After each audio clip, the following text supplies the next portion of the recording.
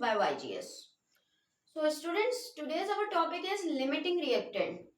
This is the topic of class 11. First year का ये topic है लिमिटिंग रिएक्टेंट, जो फर्स्ट चैप्टर में ही आता है स्टोइकियोमेट्री में ही. देखिए स्टोइकियोमेट्री हमारे पास क्या होता है, कैलकुलेशन, किसी भी केमिकल रिएक्शन की कैलकुलेशन स्टोइकियोमेट्री कहलाती है. अच्छा, स्टोइकियोमेट्री में हमारे पास दो किस्म के रिएक्टेंट होते हैं, एक लिमिटिंग रिएक्टेंट होता है और एक एक्सेस रिएक्टेंट होता है. पहले मैं लिमिटिंग रिएक्टेंट का आपको कॉन्सेप्ट दूंगी, वो समझ में आता है तो एक्सेस रिएक्टेंट को समझना मुश्किल नहीं होगा.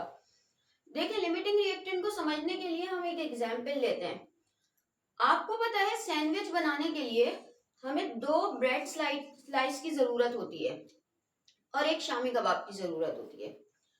तो अगर हमारे पास 20 ब्रेड स्लाइस हैं और सिर्फ 8 शामी कबाब हैं और आपसे कहा जाए कि आप कितने जो है वो सैंडविचेस बनाकर दे सकते हैं, तो आप सबसे पहले तो ब्रेड स्लाइस देखेंगे कि कितने हैं.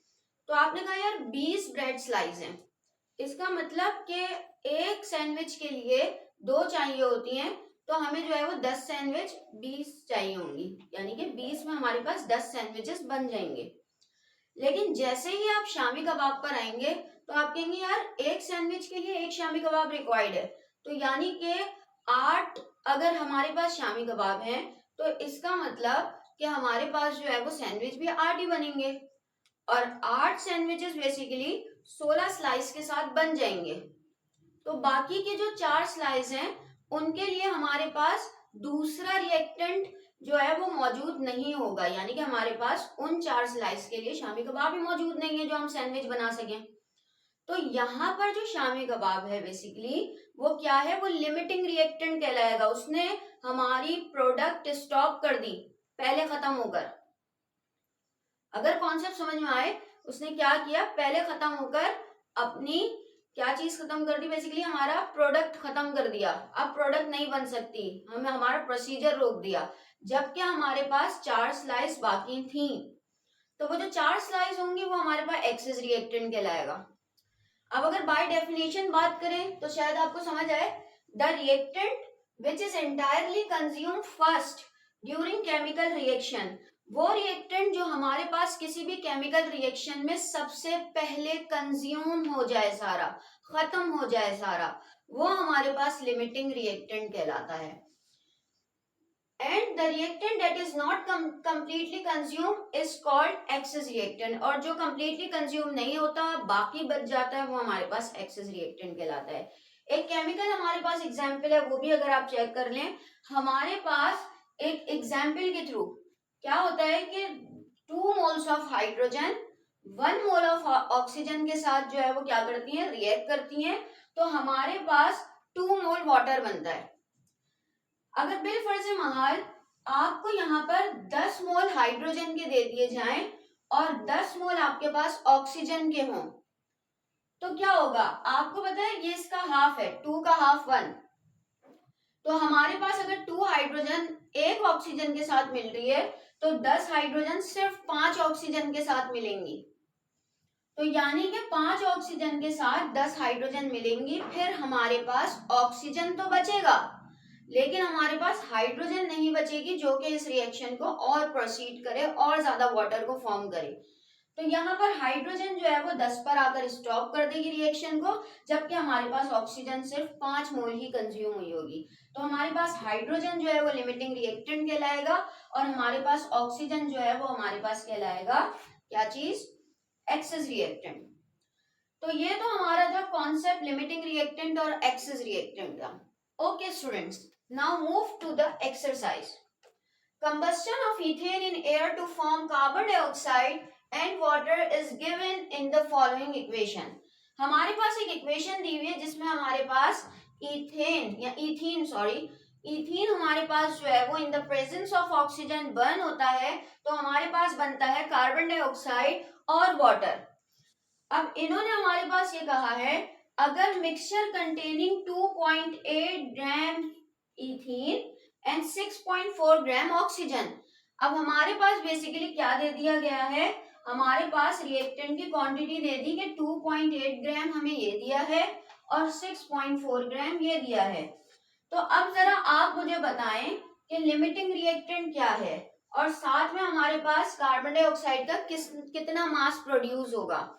तो देखिए अब यहाँ पर सॉल्व करने के लिए हम क्या करेंगे, अगर आप मास मास रिलेशनशिप वाला जो है वो कॉन्सेप्ट याद करें तो समझे, अगर आपको अभी ये नहीं दिया, सिर्फ ये दिया है, तो आप इसके थ्रू कार्बन डाइऑक्साइड को सॉल्व करेंगे बिल्कुल मास मास रिलेशनशिप की तरह। फिर उसके बाद इसके थ्रू आप कैलकुलेट करेंगे मास मास रिलेशनशिप यानी कि ऑक्सीजन और कार्बन डाइऑक्साइड को, पहले एक स्टेप में इन दोनों को, दूसरे स्टेप में इन दोनों को। इनको सॉल्व करने के बाद आप अपने आंसर कंपेयर करेंगे कि किस आंसर में कार्बन डाइऑक्साइड का मास कम आ रहा है। जिसमें हमारे पास कार्बन डाइऑक्साइड का मास कम आएगा, याद रखिएगा, वही हमारा लिमिटिंग रिएक्टेंट होगा।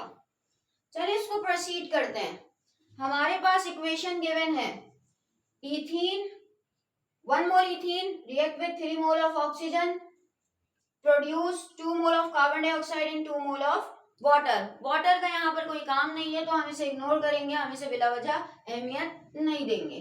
चलिए हम मूव करते हैं। इथीन का अगर आप मॉलिक्यूलर मास निकालें तो आपको पता है कार्बन 12 होता है, 2 एटम कार्बन के हैं, 12 मल्टीप्लाई बाय 2 24, ओके, और ये हमारे पास 1 होती है और 1 के बाद हमारे पास ये 1 मल्टीप्लाई बाय 4, टोटल हमारे पास 28 ग्राम हो गया, यानी कि 1 मोल इथेन 28 ग्राम के बराबर है। अगर हम ऑक्सीजन की बात करें, आपको पता है एक ऑक्सीजन 16 के बराबर होती है और यहाँ पर 2 एटम है ऑक्सीजन के, तो 16 मल्टीप्लाई बाय 2 और 3 मोल हमारे पास जो है वो ऑक्सीजन के मौजूद हैं, तो इनकी कैलकुलेशन करके हमारे पास जो है वो ऑक्सीजन का मास आ जाएगा 96 ग्राम। अब बढ़ते हैं कार्बन डाइऑक्साइड की तरफ। कार्बन डाइऑक्साइड आपको पता है कार्बन अगेन 12 होता है, ऑक्सीजन का हमारे पास 16 होता है, 2 ऑक्सीजन है, 16 बेसिकली हमारे पास 32 बन जाएगी, 2 मोल्स कार्बन डाइऑक्साइड है तो 44 मल्टीप्लाई बाय 2 हमारे पास 88 ग्राम बन जाएगा। अब हम करते हैं अपना न्यूमेरिकल स्टार्ट। न्यूमेरिकल स्टार्ट करने के लिए हम यहाँ पर लिख देंगे फॉर इथीन, क्योंकि हम पहले इथीन के लिए सॉल्व कर रहे हैं इसे। सबसे पहले इथीन के लिए सॉल्व करेंगे, फिर उसके बाद हम इसको सॉल्व करेंगे ऑक्सीजन के लिए। चलिए भाई, अकॉर्डिंग टू इक्वेशन हमें पता चल रहा है 28 gram of ethene produces 88 gram of carbon dioxide, 1 gram of ethene produces, अब क्या होगा हमारे पास 88 डिवाइडेड बाय 28, जो कि हमारे पास बनेगा कितना, 88 डिवाइडेड बाय 28 जो हमारे पास बन गया 3.142 ग्राम ऑफ कार्बन डाइऑक्साइड। अब हमारे पास क्या है, वैल्यू दी हुई है इथीन की कितनी, 2.8। Now 2.8 gram of ethene produces ये 3.142 मल्टीप्लाई बाय 2.8। अब अगर मैं अपने आंसर को 3.142 को मल्टीप्लाई करूं 2.8 के साथ तो मेरे पास आंसर बचता है, इस आंसर को मैं यहां पर लिख रही हूं 8.797, ये हमारे पास आंसर आ रहा है 8.797। चले अब बढ़ते हैं दूसरी तरफ, जो कि हमारे पास ऑक्सीजन की वैल्यू है। ऑक्सीजन की वैल्यू में अब हम करेंगे फॉर ऑक्सीजन, यहां पर हम मेंशन कर देंगे ताकि जो है वो डिफरेंशिएट हो जाए। अब क्या है हमारे पास, हमें अकॉर्डिंग टू इक्वेशन पता है कि 96 से 88 ग्राम जो है वो कार्बन डाइऑक्साइड मिल रही है, तो 96 ग्राम ऑफ ऑक्सीजन प्रोड्यूसेस, हमारे पास ये प्रोड्यूस करता है कितना, ये कर रहा है 88 ग्राम।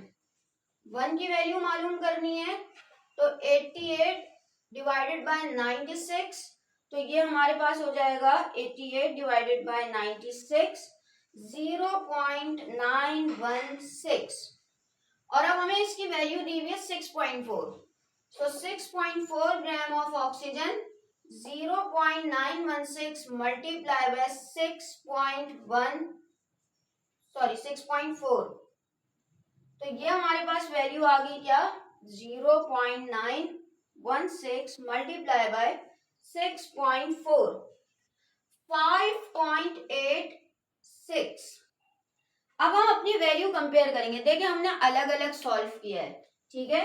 पहले हमने जो है वो सिर्फ और सिर्फ इसको नहीं देखा, इसको और इसको देखा, मास मास रिलेशनशिप से इसे सॉल्व कर दिया। दूसरे में हमने जो है वो इसको नहीं देखा, इन दोनों को देखा और मास मास रिलेशनशिप से इसे सॉल्व कर दिया। यानी वो ये अभी तक वही पुराने स्टेप चल रहे हैं जो हमारे स्टिक्योमेट्री के मेन स्टेप्स थे।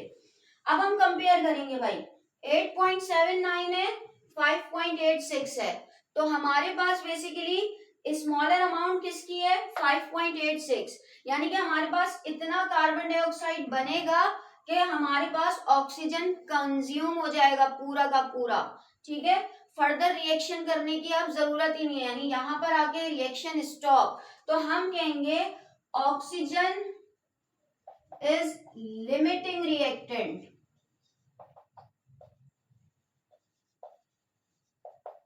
Oxygen is limiting reactant in. अब इस स्टेप में हमारे पास ऑक्सीजन क्या हो गया, लिमिटिंग रिएक्टेंट हो गया, क्योंकि ऑक्सीजन हमारे पास यहाँ पर खत्म हो गया, यानी ऑक्सीजन जो है वो पूरा कंज्यूम हो जाएगा और इतना बनेगा, जबकि ये 8 बना सकता है।